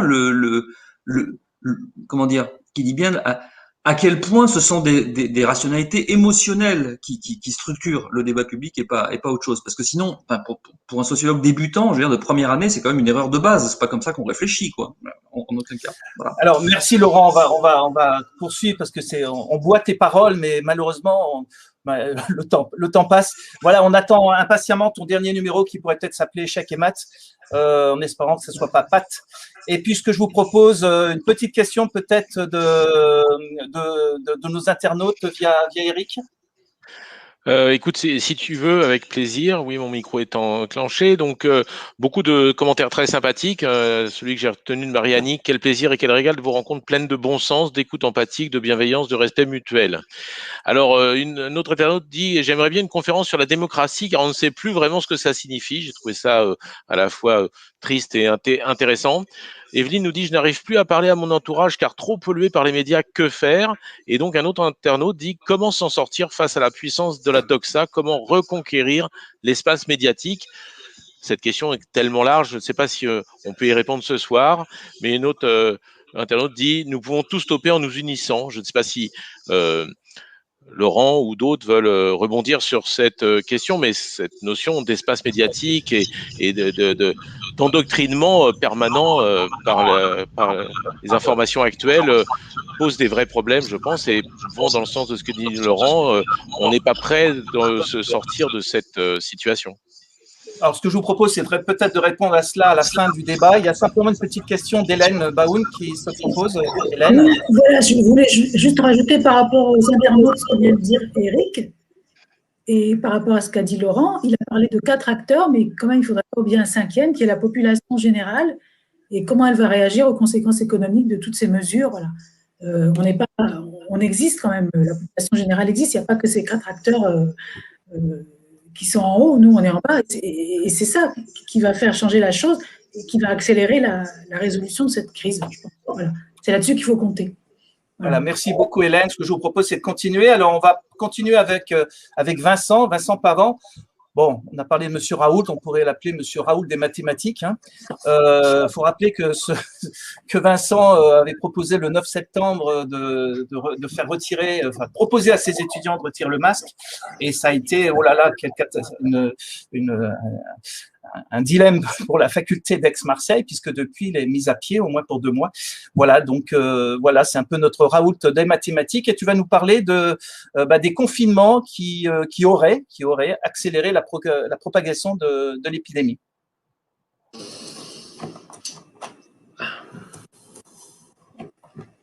C'est bon, mon micro. Alors, qui ont accéléré l'épidémie. Bon, puisqu'on a une preuve mathématique, voilà. Donc, Jean-Dominique Michel a dit qu'on savait que les confinements servaient à rien. Et j'ai envie de dire, maintenant, on en est sûr. En plus, puisqu'on a une preuve mathématique de ça. Donc, alors, je rappelle juste que voilà, le 16 mars 2020, donc Jean-Dominique Michel l'a dit, voilà, le Conseil scientifique nous propose dans son avis que le confinement, voilà, va permettre d'éviter la diffusion du virus. En fait, évidemment, c'est plus un vœu pieux qu'autre chose, mais la question effectivement qu'on va se poser ici, c'est au fond, qu'est-ce que peuvent dire les mathématiques, voilà, sur la question du confinement au printemps et sur ces effets supposés de ralentissement de la diffusion. Est-ce qu'on a des preuves chiffrées mathématiques de ça? Ça aurait dû être une question, évidemment, que devait se poser le Conseil scientifique, parce qu'effectivement, il y avait un pays, bon, la Suède, qui n'avait pas confiné, plein d'autres pays européens qui avaient confiné, et donc, manifestement, il fallait essayer de faire une comparaison sur la base des chiffres, effectivement, qu'on avait. Alors, donc, voilà. Le principe, en fait, donc, que je me suis donné, ça va être d'étudier, en fait, la possibilité d'avoir de voir la diffusion du virus sur les courbes de mortalité. Alors, ces courbes de mortalité, je les sors de la source aujourd'hui utilisée un peu par tout le monde, qui est Our World in Data, que le gouvernement utilise lui-même. Et l'idée, c'était de montrer justement que ces courbes répondaient à un modèle mathématique assez précis qui, effectivement, permettait de comparer les vitesses de propagation des épidémies. Autrement dit, on peut lire, effectivement, dans l'évolution des taux de mortalité journaliers, la manière, effectivement, éventuellement, avec laquelle le virus se propage. Donc, j'ai comparé, en fait, 10 pays européens d'assez grande taille, qui avaient notoirement confiné. Donc, vous les voyez ici, Allemagne, Angleterre, etc., France, bien sûr, jusqu'à la Suisse. Et puis, évidemment, un pays qui n'avait pas confiné, la Suède, un pays européen qui n'avait pas confiné. Et donc, en fait, je me suis demandé s'il y avait des modèles mathématiques derrière qui permettaient de sortir des chiffres de la cinétique, de la diffusion du virus. Alors, le principe, vous voyez ici, je vous ai donné pour l'Italie donc les chiffres de mortalité journalière que vous régularisez en fait ici ensuite par des procédés mathématiques, et ici pour la Suède. Et alors, la première chose qu'il faut remarquer, donc ça va être un peu à la base de l'analyse mathématique, c'est que c'est des courbes qui sont asymétriques. Autrement dit, vous montez beaucoup plus vite que vous ne redescendez. Là, vous mettez 40 jours pour monter, et vous mettez à peu près une centaine de jours pour descendre, et ici, pareil. Et donc, la question, c'est est-ce qu'on peut lire dans cette asymétrie les paramètres cinétiques de l'évolution de la pandémie, et si oui, comment est-ce qu'on peut chiffrer tout ça numériquement? Alors, bon, le modèle que je vais utiliser pour essayer de rendre compte de ça, c'est le plus vieux modèle de l'épidémiologie, c'est le modèle ICR, c'est celui que pensent dominer les épidémiologistes. Alors, en fait, il ne les domine pas du tout, on va le voir, c'est un modèle assez simple, mais pourtant, il est déjà hors de leur portée. Alors, c'est un modèle qui est relativement grossier, on peut le dire, assez peu réaliste, comme je l'ai dit, galvaudé par les épidémiologistes eux-mêmes. Quand vous lisez la littérature là-dessus, vous voyez qu'ils ne comprennent rien à leur propre modèle. Et bon, c'est un modèle qui est très simple à utiliser, donc on doit toujours tester en premier, puisque le plus simple est souvent le plus efficace. Voilà. Alors, donc, c'est quoi le principe de ce modèle-là? Vous avez une population de taille N, c'est celle qui va donc participer à la diffusion du virus, qui est partitionnée en 3 catégories. Donc, S, c'est ce qu'on appelle les susceptibles, c'est ceux qui ne sont pas encore infectés par la maladie, mais qui vont peut-être l'être donc par des rencontres avec les infectés. I, c'est le nombre de personnes qui sont infectées et qui sont en même temps infectantes. Et puis R, c'est le nombre de personnes qui vont être sorties, on les appelle les removed en anglais, sorties de la maladie, soit par guérison, heureusement, ou soit par mort. Et là, c'est en fait le modèle SIR, donc, se propose de modéliser la propagation de l'épidémie de la même manière qu'une cinétique de réaction chimique, c'est-à-dire que si vous mettez en contact ici une personne saine avec une personne infectée, vous ressortez éventuellement avec 2 personnes infectées, et puis si vous êtes une personne infectée, vous avez la possibilité d'être sorti du jeu de l'infection, soit par guérison, soit par mort. Bon. Et donc, on va appliquer une vitesse de propagation de réaction, si vous voulez, à ce modèle-là, pour essayer de modéliser la vitesse de propagation de l'épidémie, donc dans la population des susceptibles. Alors donc, il faut modéliser ce qu'on appelle les taux les incidences, c'est-à-dire les taux de rétablissement et les taux de personnes qui vont tomber malades, c'est-à-dire les variations par unité de temps, effectivement, des personnes saines et des personnes rétablies. Et donc, bon, il y a une petite règle très simple qui vous dit que c'est quoi l'augmentation du nombre de personnes qui vont être infectées ou de manière semblable à la diminution de personnes saines. Eh bien, c'est quand une personne saine rencontre une personne infectée et que, avec un certain taux de fréquence, il y a une probabilité donc que cette rencontre, donne une nouvelle personne infectée. Et puis donc, quand vous êtes vous-même infecté, vous avez assez spontanément la possibilité de sortir de l'état infectieux, et on va dire que le taux de rétablissement, il est proportionnel à chaque instant au nombre des infectés. Alors, on a une interprétation physique un peu de ces paramètres-là, bêta-gamma, qui sont les paramètres fondamentaux du modèle. Donc, 1 sur bêta, c'est quoi? C'est le temps mis pour infecter une autre personne. Et puis, 1 sur gamma, c'est le temps que vous restez contagieux. Et quand vous divisez 1 sur bêta par 1 sur gamma, eh bien, vous divisez donc évidemment le temps que vous restez contagieux par le temps que vous mettez pour infecter une autre personne, et ça vous donne naturellement ce qu'on appelle le fameux R0, le nombre basique de reproduction, c'est-à-dire le nombre de cas secondaires, c'est le nombre de personnes que vous allez infecter. Alors, il y a une autre interprétation sur bêta qui est extrêmement importante, puisque c'est sur ce bêta que le conseil scientifique va dire, et l'épidémiologie, la doxa, comme disait Laurent Mukieli, la doxa d'épidémiologie aujourd'hui, va dire qu'il faut agir. Bêta, on peut l'obtenir comme étant un produit donc d'une fréquence de rencontre entre des infectés et des susceptibles, multiplié par une probabilité de transmission virale lors d'une rencontre. Alors, ce que va nous dire effectivement le conseil scientifique, c'est qu'il y a deux manières non médicamenteuses d'agir sur ce bêta. Le premier, c'est de diminuer la probabilité de transmission, donc ça va être ce qu'on va appeler les gestes barrières, mettez un masque, restez à 1 mètre l'un de l'autre, lavez-vous les mains, etc. Et puis, il y a une autre manière, effectivement, de diminuer la fréquence de rencontre, c'est de confiner. Et on dit, si on joue sur tous les tableaux, on va diminuer ce bêta. Et si on diminue ce bêta, on va bien sûr ralentir, effectivement, la fréquence, ici, des gens qui tombent malades. Alors, est-ce que c'est possible de lire dans les courbes, effectivement, de mortalité, la diminution de ce bêta, ce qui tendrait à dire que la Suède devrait avoir dans les courbes un bêta plus grand que les autres, puisqu'eux n'ont pas confiné et n'ont pas, par exemple, rendu le masque obligatoire. Alors en fait, si vous connaissez bêta et gamma, vous pouvez résoudre donc les équations différentielles du modèle ICR. Donc je passe rapidement, mais c'est un petit jeu mathématique, où là vous avez en particulier ici à droite, vous voyez la courbe du nombre des infectés, qui est une courbe, on voit qui monte et qui descend de manière un peu asymétrique. Et en fait, on va voir que les courbes de mortalité dans le modèle ICR, normalement, ce sont justement des courbes de forme I, comme ça. Et la question qu'on va se poser, c'est est-ce que dans ces courbes de forme I, on va pouvoir retrouver les paramètres bêta-gamma, en particulier, bien sûr, le paramètre bêta. Alors ça, c'est ce qu'on appelle le problème direct. Vous donnez bêta, gamma, puis vous résolvez avec un petit programme mathématique, effectivement, les courbes effectivement désinfectées et ici d'incidence cumulée. Mais en fait, la vraie question que vous devez vous poser, c'est ce qu'on appelle la question du problème inverse, c'est si vous donnez une courbe de mortalité, donc vous étudiez la mortalité au cours du temps, est-ce que vous pouvez retrouver les paramètres bêta-gamma qui feraient que cette courbe de mortalité est bien une courbe bien proportionnelle au nombre d'infectés, effectivement, dans les modèles ICR. Alors pour ça, il y a un petit modèle mathématique qu'on peut mettre en place qui va justement essayer de caractériser l'asymétrie de la courbe. Comment vous faites? Vous donnez un niveau de mortalité, puis vous cherchez le temps que vous allez mettre pour monter ici au pic. Ça vous donne un premier intervalle de temps. Et puis ensuite, vous cherchez le temps que vous mettez pour redescendre du pic au niveau où vous étiez parti. Et puis, vous faites le rapport de ces deux temps. Et puis, ça vous donne quelque chose qui est plus grand que 1. Justement, ça caractérise la symétrie. Et puis, vous calculez la valeur moyenne, justement, de ces rapports de temps sur l'ensemble des valeurs de la mortalité. Donc, ça vous donne ce qu'on appelle un petit facteur d'asymétrie. Donc, c'est toute intégrale. Il n'y a rien de très compliqué. C'est mathématiquement tout à fait contrôlé. Alors, cette fonction, effectivement, d'asymétrie, vous pouvez démontrer qu'elle dépend que de R0 avec des fonctions mathématiques très intéressantes, des fonctions transcendantes de Lambert, et vous savez calculer tout ça, c'est-à-dire que si vous vous donnez un R0, vous savez calculer le facteur d'asymétrie qui va caractériser donc la différence de temps entre les montées et les descentes. Et puis à l'inverse, si vous vous donnez un facteur d'asymétrie calculé sur une courbe, vous savez recalculer le R0 effectivement qui a donné naissance à cette courbe. Donc c'est effectivement cette courbe que j'ai tracée ici, c'est la fonction d'asymétrie qui ne dépend donc que de R0. Donc nous en pratique, on va mesurer ici la valeur d'asymétrie et puis on va en déduire le R0 d'où on est parti. Alors une fois qu'on a ce R0, on peut retrouver assez facilement le gamma en allant chercher la valeur du pic épidémique. Ici, le nombre total de morts, en fait, que vous avez eu, ça s'appelle l'intégrale sous la courbe, là. Et puis, si vous multipliez par un petit facteur de normalisation, là, vous retrouvez la valeur du gamma. Et puis, une fois que vous avez gamma et que vous avez R0, le produit, ça vous donne tout simplement bêta. Alors, si vous appliquez votre petite méthode là sur une courbe que vous avez tracée vous-même, vous voyez qu'en partant de paramètres ici que vous êtes fixés, vous le retrouvez exactement par votre méthode. Alors, cette méthode, c'est un petit peu une tricherie ici parce que vous partez de courbes parfaitement maîtrisées, complètement claires, sans bruit gaussien ou sans bruit, effectivement, voilà.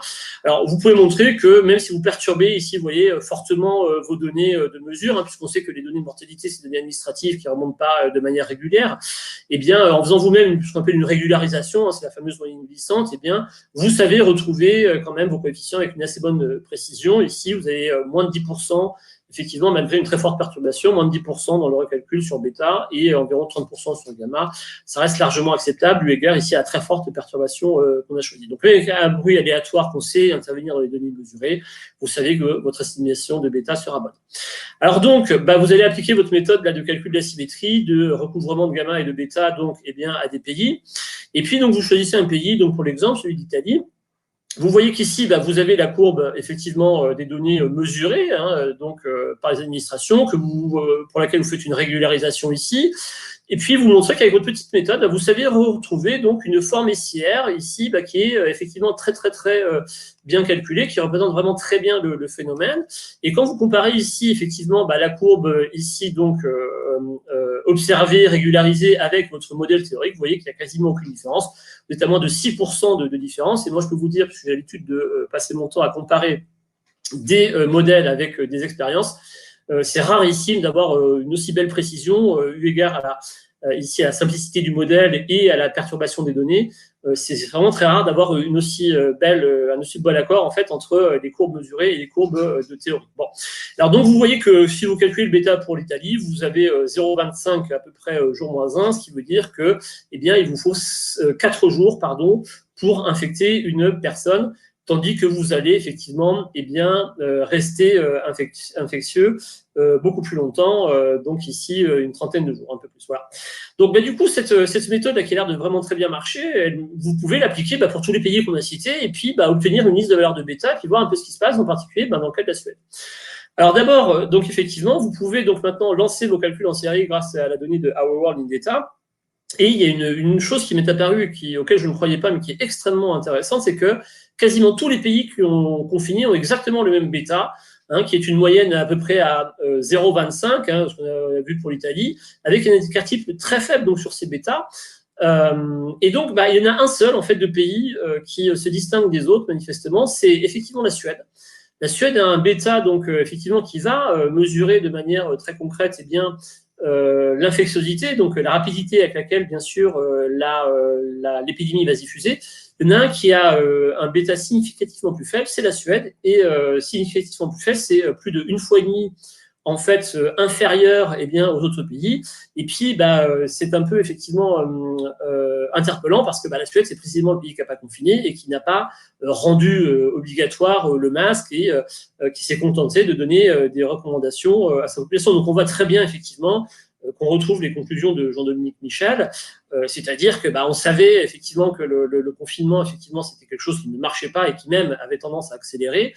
Et bien là on le voit de manière complètement mathématique, si vous voulez démontrer avec tout ce qu'il faut.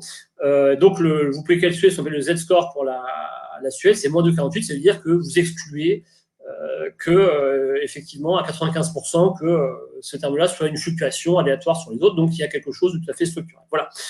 Donc, j'en termine ici avec cette présentation. Voilà. Donc, les discours officiels, donc la doxa justement de Laurent, nous avons dit le confinement 2020 comme étant une mesure, par exemple, de contrôler la diffusion d'épidémies. Donc, il s'agissait de diminuer la valeur du bêta, effectivement, donc la fréquence des rencontres par le confinement et les probabilités de transmission, donc via les gestes barrières. En vérité, ce qu'on voit, c'est que par les calculs mathématiques, par les démonstrations qu'on peut faire sur le modèle SIR, qui marche très très bien, eh bien pour la Suède, ce facteur bêta, il est 1,6 fois plus petit que pour les autres pays.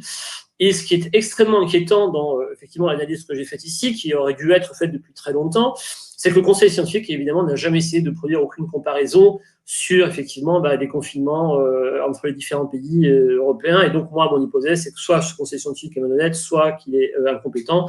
Et je ne vous cache pas que, selon moi, c'est probablement un peu les deux à la fois. Alors, voilà, l'ensemble des calculs, les démonstrations très précises. La production automatique donc des documents attachés à ce que je viens de présenter, c'est disponible via un Google Colab, pardon. Donc, attention, ça nécessite d'avoir un Google Drive sur son ordinateur. Donc, bon, c'est un petit prix à payer aux GAFA. Mais en tout cas, si vous avez ça, eh bien, en allant chercher cette URL, eh bien, vous allez tomber sur le Google Colab, vous exécutez le petit script qui est proposé, et donc ça produira sur votre Google Drive les PDF, les images, les points RMD, les points HTML dont vous avez besoin pour effectivement étudier plus en profondeur, si vous le voulez, tous les calculs que j'ai présentés. Voilà, j'en ai fini. Je vous remercie beaucoup. Merci beaucoup Vincent. Alors je rassure les personnes qui sont en train de prendre des notes et recopier les schémas et tableaux, qui vont pouvoir tout revoir dès la fin de ce live sur reinfocovid.fr/live et mettre au ralenti, ce qui permettra de voir les courbes et les tableaux. Alors, tu nous avais présenté cette fameuse étude que tu as considérée comme falsifiée, ayant amené le gouvernement pour la fermeture des cafés et des restaurants. Tu nous as présenté la semaine dernière la nocivité du masque chez les moins de 14 ans. Tu nous dis maintenant que les confinements ont accéléré la propagation de l'épidémie. Je pense qu'il serait temps, Vincent, de changer d'université et qu'il ne soit ni incompétente ni malhonnête. Voilà, je laisse la parole à quelques questions des experts du CSI.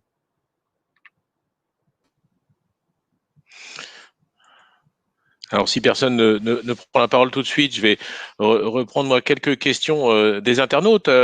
Alors, d'abord, bon, évidemment, même moi qui aime beaucoup les maths, des fois, j'ai un peu de mal avec certaines formules, mais les conclusions sont toujours limpides. Et un internaute nous dit, Monsieur Pavant, SVP, serait-il possible de donner des cours de maths aux membres du gouvernement? Voilà. Alors, Roman nous dit aussi, s'il n'y a pas de débat contradictoire, alors on nous ment. Et effectivement, il y a un vrai problème dans les médias, c'est que il n'y a jamais de débat contradictoire. Et ces chiffres que nous montre Vincent ne sont pas donnés. Et ce qui est extraordinaire inversement, c'est que Vincent vous propose de les retrouver où vous voulez, enfin pas où vous voulez, sur le lien qu'il a donné, sans problème, quand vous voulez, je voulais dire. Et donc, on peut contrôler ce qu'il dit. Maintenant, une question pour Vincent. Monsieur Vincent, s'il s'avère que votre analyse de l'étude Comcore que vous avez présentée la dernière fois, donc, et que vous relatiez, donc, si cette analyse est vraie, comment se fait-il qu'elle ne soit pas relayée pour dénoncer ce scandale? Alors, oui, elle est vraie. Donc, bon, moi, je ne vous cache pas que l'ambition qu'on a, c'est de porter cette affaire devant un tribunal pénal, si vous voulez, parce que il faut du contradictoire. On n'arrive pas à l'avoir dans les médias. On a du mal à l'avoir au niveau du Conseil d'État, parce que le Conseil d'État nous a retoqué. Et donc, un dernier espoir maintenant d'avoir du contradictoire, c'est devant un tribunal pénal. Donc, d'une manière ou d'une autre, on veut l'avoir. André Berkoff m'avait interrogé là-dessus, effectivement. Donc, moi, j'avais pu sur Sud Radio, effectivement, le diffuser. Mais bon, de toute façon, c'est assez simple. Les mathématiques, vous savez, c'est des démonstrations. C'est pas compliqué, c'est vrai, c'est faux. Et bon, un mathématicien peut se tromper, c'est vrai, mais à ce niveau-là, quand vous êtes un mathématicien honnête, il n'y a pas d'erreur en fait à produire. Et par conséquent, le débat, on ne veut pas le faire parce qu'on sait très bien à la fin ce qui va se conclure. Hein, c'est que effectivement l'étude est bidonnée. C'est effectivement aujourd'hui que vous ne pouvez pas. Enfin, je vais fanfaronner un peu, mais je vais mettre un petit peu le conseil scientifique d'en face, hein, on va dire les légaux, mais les illégitimes, si j'ose dire, un petit peu dans le challenge. Vous ne pourrez pas mettre le calcul mathématique que j'ai fait. Vous ne pourrez pas, c'est pas possible. Voilà, c'est tout. Il faut se rendre à l'évidence. Comme l'a dit Jean-Dominique Michel, on le savait depuis très longtemps, mais maintenant on en est sûr. Effectivement, bon, il y a des preuves mathématiques. Moi, j'ai fait juste une étude mathématique des courbes avec des modèles standards, si vous voulez, et c'est implacable. Voilà. Donc, pourquoi on n'en débat pas? Pourquoi les médias ne le diffusent pas? Parce que de toute façon, s'ils commençaient à le faire, c'est effectivement à la fin des croyances, des doxas, des croyances. Et donc, c'est la science qui revient à ce qu'elle est, c'est-à-dire la découverte de la vérité. Démontrable, falsifiable, effectivement, contradictoire avec et transparente. En mathématiques, la démonstration a deux sens, le sens de raisonnement et le sens de transparence. Vous montrez, c'est-à-dire que vous raisonnez et puis vous le dites à tout le monde. Donc la raison pour laquelle moi je comprends que les médias veulent pas relayer ça, c'est que de toute façon ce serait trop violent. Trop violent. Moi, j'avais essayé de débattre avec Simon Cauchemez, vous savez, le monde du procès scientifique là, qui prétend faire des maths et en fait qui fait à peine des multiplications et encore. Effectivement, bon, on m'a fait répondre qu'il était le meilleur épidémiologiste au monde, donc il ne voyait pas pourquoi il fallait débattre avec les autres. Donc, si vous voulez, bon, voilà, la messe est dite. Et donc, j'espère qu'avec le conseil scientifique, on va effectivement faire en sorte que d'autres personnes voient ce qui se passe, aillent voir les Google Colab, parce que nous, on est transparents, et du coup, puissent organiser le débat contradictoire.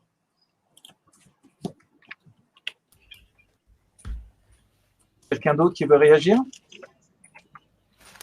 Oui, très volontiers. Je crois qu'on met vraiment le doigt sur quelque chose d'essentiel, c'est cette attitude de ne pas vouloir savoir. Je veux pas le savoir. C'est comme mon histoire de la réunion en Suisse, c'est un miracle. Non, même Martin Blachier sur vos plateaux dit qu'en plein air, il n'y a pas de contamination.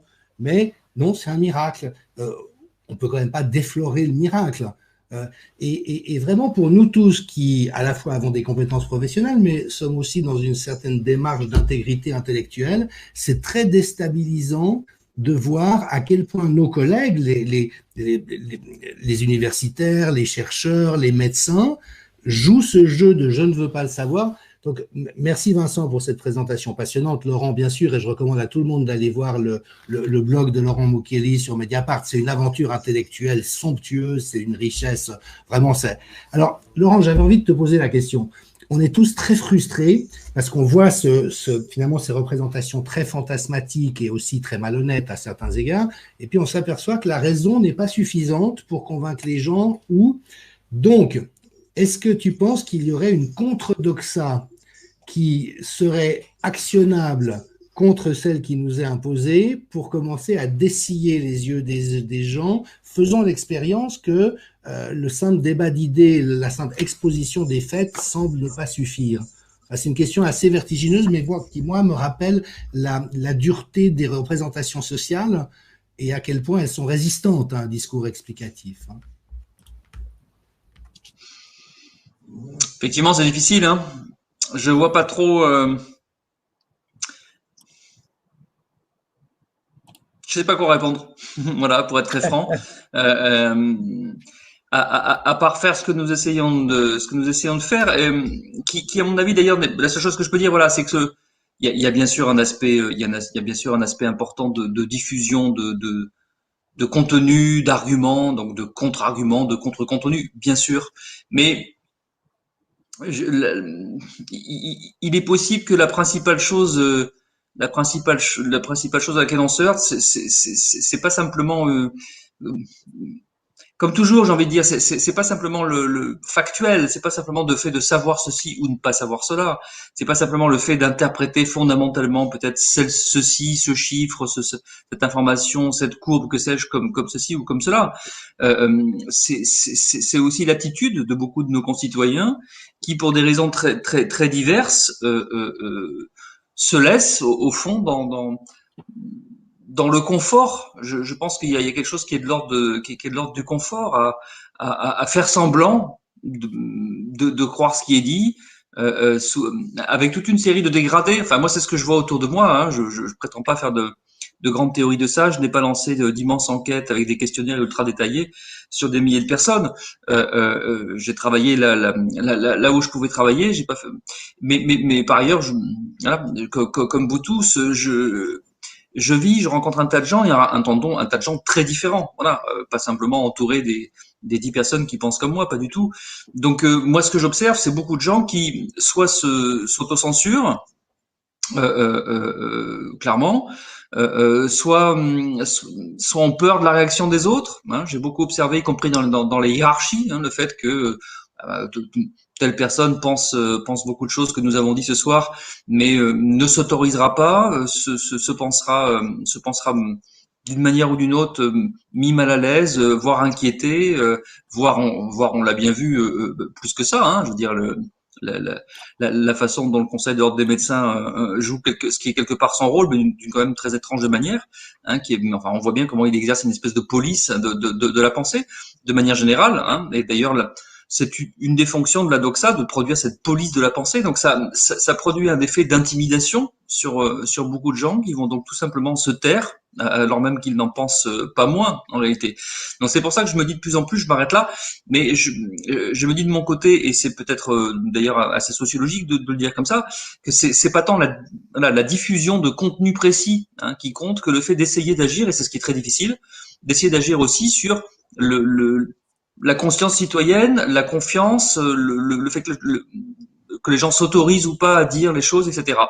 Et je pense que ça passe par toute une série d'actions collectives, de discussions, de scènes de la vie sociale de tous les jours, autre que le fait de diffuser simplement de l'information. Ce qui est très bien, hein, ce qu'on fait là ce soir, par exemple, c'est très bien.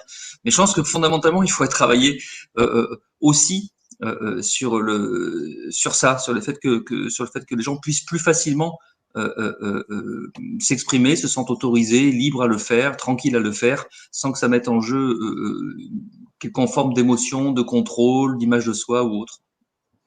Merci Laurent.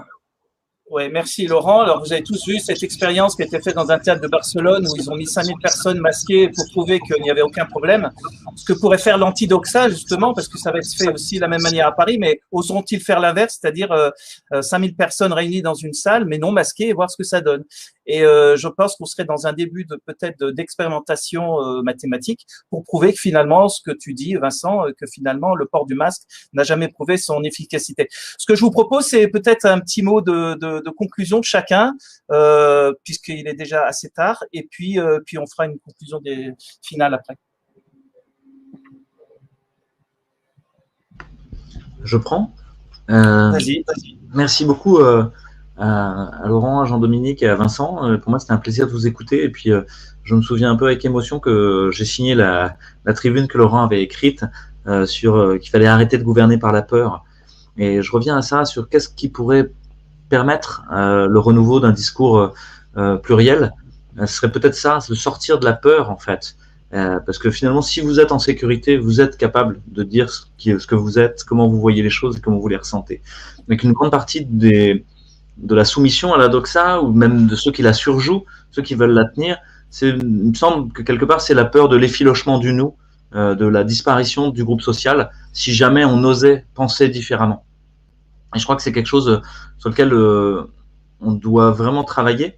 C'est l'idée de sortir de la dispute, de sortir de l'argumentation contradictoire. On va dresser un camp contre un autre. C'est une des grandes façons de faire des médias aujourd'hui et de la doxa dominante, c'est de dresser des camps les uns contre les autres. Je crois qu'on a tous à cœur de soigner le mieux possible cette épidémie, de soigner le mieux possible les gens qui sont malades, et de soigner le mieux possible notre société qui est très malade aussi. Et si on se souvient de ça tous ensemble, on peut être pas d'accord sur la stratégie pour soigner. On peut avoir des schémas thérapeutiques différents, mais on peut en discuter au moins. Actuellement, on a un problème de discussion, on a un raidissement totalitaire qui se met en place. Et pour moi, ce raidissement totalitaire, il est justement là parce que il y a vraiment quelque chose de l'ordre du nous qui est en train de se disloquer dans des jeux juxtaposés qui ne font plus partie d'un ensemble commun. Donc, je crois que c'est le gros travail qu'on a à faire, d'essayer de refaire du nous, et que c'est pas forcément par la raison que ça passe. Et je rejoins Laurent là-dessus. Ça passe beaucoup par juste être ensemble. Et moi, ce que je vois, c'est qu'on a beau tous penser des choses très différentes, ici y compris ou dans ma rue, et ben en fait, on a plaisir à sortir dehors et être ensemble. Donc voilà, si on peut juste faire ça, ce serait peut-être une belle chose. Il y a beaucoup de gens qui me demandent qu'est-ce qu'on peut faire. Ils veulent manifester, ils veulent être en colère, ils veulent essayer de se battre. Juste déjà, retweeter cette vidéo. Sachez qu'elle risque d'être censurée, parce qu'on a déjà été censuré sur 6 vidéos du Conseil scientifique indépendant, et que ça, c'est une réalité que Laurent aussi a souligné du pouvoir des GAFAM à tenir la doxa dominante, et qu'en fait, là encore, si nous mettons ensemble, nous sommes très puissants. Les histoires de GameStop, les histoires de chaque fois qu'un groupe humain se met ensemble contre un géant qui en plus est quelque chose d'impalpable et d'inhumain, en fait, le géant tombe. Et qu'est-ce qui reste? Les humains qui se sont mis ensemble. Voilà. Merci beaucoup Laurent. Vincent, tu aurais un mot à rajouter? Oui, d'abord effectivement, tout à fait d'accord avec Laurent, il faut recréer du lien social, et effectivement, bon, d'ailleurs je voulais remercier Laurent, parce que moi aussi j'ai signé la tribune Arrêtons d'Ukraine par la peur, ce qui a été mon premier acte effectivement de lien social dans la résistance, et ça m'a permis du coup de rencontrer Louis, parce que Louis était un signataire. Et donc, c'est comme ça qu'on s'est rencontrés grâce à Laurent. Donc, la sociologie montre ici toute sa puissance quand elle effectivement comprend qu'il faut recréer les liens. Et puis, moi, ce qui m'a inspiré au début, c'était aussi, bien sûr, Jean-Dominique Michel, qui a été quelqu'un de très structurant. Et puis, du coup, après, voilà, moi, je continuerai à étudier les chiffres parce qu'en fait, curieusement, il y a un côté amusant à ça pour moi. Traquer le mensonge, traquer la faute, traquer l'erreur de raisonnement. Et jouez pas avec les mathématiciens parce que bon, s'ils sont pas corrompus, ça marchera jamais. Voilà, donc c'est ce que j'ai envie de dire. Je continuerai à produire des chiffres. Il y en a pas mal déjà à continuer, mais le plus important, c'est effectivement le lien social. Et puis se retrouver ensemble, effectivement, pour pouvoir reconstruire quelque chose de plus serein. Voilà. Merci beaucoup, Vincent. Peut-être Hélène, puisque vous partagez la même caméra. Oui, moi je voulais juste dire par rapport à la question qu'a posée Jean-Dominique à Laurent, pourquoi les gens suivent cette doxa? C'est pas forcément la peur de l'épidémie, mais je pense que c'est le fait qu'ils ne peuvent pas remettre en cause le fait qu'ils ont cru toute leur vie que l'État était là pour les protéger, qu'il tenait compte de la santé publique. Et qu'en fait, il faut remettre ça en cause maintenant, parce qu'on s'aperçoit bien que ce n'est pas vrai. Et donc, nous, on est peut-être là pour les aider à remettre ça en cause et à supporter cette idée que l'État n'est pas forcément le bienfaiteur de toute la population. Voilà. Merci Hélène. Jean-Dominique ?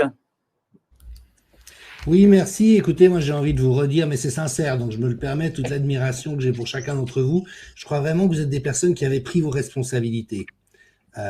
Et c'est vrai que cette manière, alors c'est peut-être plus compliqué pour vous que pour moi, parce que moi je suis très indépendant, je ne dépends pas d'une structure, donc je ne suis pas pris en otage des risques que pourrait me coûter ma parole, donc pour moi c'est assez spontané. Mais c'est vrai que quand on est dans des structures, ça peut être plus compliqué, donc vraiment je vous honore de cette prise de responsabilité, mais je trouve qu'en soi-même c'est un peu la piste.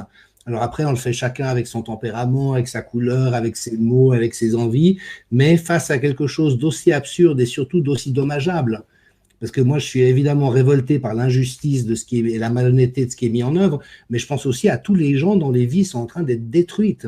Je veux dire, je dis souvent, mais on voit des suicides d'enfants, ce qu'on n'a jamais vu jusqu'à aujourd'hui. On voit des vies ruinées, on voit des gens qui sont en très grande souffrance. Donc pour moi, évidemment, que c'est une très grande motivation pour continuer cette aventure. Vous voyez, j'ai évité de dire combat parce que c'est à la fois un combat, puis en même temps, il ne s'agit pas de trouver des ennemis. Il s'agit de trouver le chemin du juste pour pouvoir trouver une autre issue que cette amplification permanente de la souffrance jusqu'à des points où elle sera intolérable. Et donc voilà, pour moi, c'est un grand honneur d'être avec vous. J'ai beaucoup de fierté de partager ces moments et puis vraiment d'honorer cette prise de responsabilité qui est au fond ce qui manque le plus dans une société qui s'est aussi délitée, c'est que les gens ne sont plus responsables. Les mathématiciens ne sont plus responsables de dire que les équations du conseil scientifique ne tiennent pas la route. Et j'aime beaucoup comment tu le fais, Vincent, parce que c'est cash, on sent qu'il n'y a pas de haine, mais c'est juste que quand c'est mal foutu, c'est mal foutu. Et moi, mathématicien-chercheur, je ne vais pas laisser prétendre que c'est bien foutu. Voilà, et donc vous êtes en permanence une source d'inspiration pour moi. Et puis effectivement, aucun d'entre nous n'a la solution. On sait que ça ne passe pas par la violence et la haine. En même temps, il y a des moments où il faut pousser des coups de gueule, mais surtout, on est tous ensemble dans cette direction. Et à nos endroits respectifs, je crois qu'on fait dans l'ensemble du bon boulot et que c'est le plus qu'on puisse faire, mais au moins on le fait. Voilà ce que j'avais envie. Merci beaucoup Jean-Dominique. Sache que la fierté, elle est réciproque et certainement partagée par tout le groupe. Alors Laurent, notre nouvel invité de ce soir, Laurent Micheli. Laurent? Oui. Le micro. Oui, il faut que tu mettes le micro. On ne t'entend pas. Voilà, très bien. Voilà, toutes mes excuses. J'hésitais de toute façon parce que j'avais pas prévu spécialement de dire un mot de la fin. J'ai juste envie de dire, d'utiliser une notion qui, évidemment, qui risque beaucoup d'être galvaudée ou qui peut être très polysémique. C'est la notion de bon sens. Ça donne même lieu à une association d'ailleurs aujourd'hui, qui est aussi une des manifestations collectives qu'on a pu voir. Mais voilà, moi ce que j'aurais envie de dire à mes concitoyens, mes confrères, mes consoeurs, au sens de la fraternité, pas au sens professionnel, c'est juste faites-vous confiance aussi pour avoir un minimum de bon sens dans toute cette affaire. Il est normal de se faire la réflexion que tiens, peut-être porter un masque dans la rue, c'est peut-être pas l'endroit où c'est vraiment utile en fait. C'est normal de penser ça. Il est normal aussi de penser qu'un médecin devrait soigner et pas juste donner du Doliprane aux gens qui ont contracté une maladie respiratoire. Voilà, une série de choses. Il est normal de se dire que ça pose quand même peut-être un petit souci à la démocratie quand on passe son temps à vivre sous régime d'état d'urgence. Tout ça, ce sont des réflexions juste normales, voilà, qui ne sont ni complotistes, ni connotées idéologiquement ou je ne sais quoi. Ça devrait être des réflexes et nous sommes légitimes à considérer que c'est juste normal. Voilà. Et je pense qu'il faut essayer de redonner un maximum de confiance aux gens là-dessus. Merci Laurent et merci pour toute votre expertise. Alors Eric Mena, peut-être pourrait nous dire un petit peu l'ambiance justement qui règne chez nos internautes à titre de conclusion. Alors l'ambiance était active et justement je voulais conclure en utilisant les mots de certains internautes parce qu'on a des remarques un peu de toutes sortes, mais des vrais philosophes aussi. Et pour conclure, deux citations qui ont été proposées par les internautes. L'une qui est souvent citée de Machiavel, qui disait celui qui contrôle la peur des gens devient le maître de leurs âmes. Et on a tous parlé ce soir de lutter contre cette peur. Et une autre citation de Victor Hugo, cette fois-ci, qui disait « La liberté commence où l'ignorance finit ». Et je crois que ça rebondit très bien sur ce qui vient d'être dit. Il est important d'informer nos concitoyens, les usagers de la santé, pour qu'ils puissent se prendre en main, qu'ils soient acteurs de leur santé, acteurs de leur prévention. Jeudi prochain, nous parlerons de la prévention, justement, parce que ça existe et ça marche, qu'ils puissent demander, réclamer à la fois des traitements, de la liberté et une gestion différente de cette situation épidémique, on va dire, contestable. Voilà. Donc, oui, informer pour que l'ignorance ne perdure pas et que la manipulation des citoyens puisse cesser. Merci beaucoup Eric. Alors, ça fait encore une soirée passionnante. On était à près de 3000 personnes connectées ce soir. Merci à nos 3 experts et aux membres présents du CSI ce soir. Alors, sans oublier toutes celles et ceux qui travaillent en coulisses, et oui, pour réaliser ce genre d'émission, il y a des personnes qui travaillent, notamment Essam, je sais qu'il n'aime pas être cité, mais qui nous permettent de nous exprimer et que vous puissiez nous entendre tous les jeudis soirs. Donc voilà le lien à diffuser, réinfocovid.fr/live. Ce sera toujours le même lien pour suivre nos prochains lives et vous pourrez voir aussi nos replays. Alors partagez. Alors rendez-vous jeudi prochain, même heure, même chaîne, comme diraient les bons journalistes des mainstream, avec le CSI. Toujours pour de nouvelles aventures, toujours dans la bonne humeur et la bienveillance. Au revoir.